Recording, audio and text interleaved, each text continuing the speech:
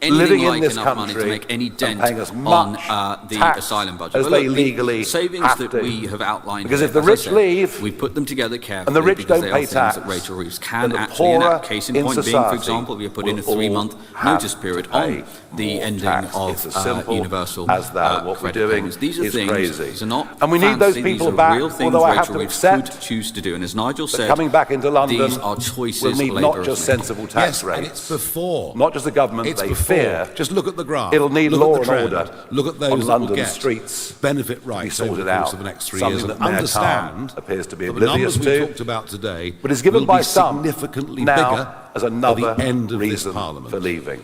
which won't be in London, the 2029, capital I'm city pretty of confident Britain, about that. in which Moving you're on, too scared Tamara to Cohen, wear Sky a watch News. walking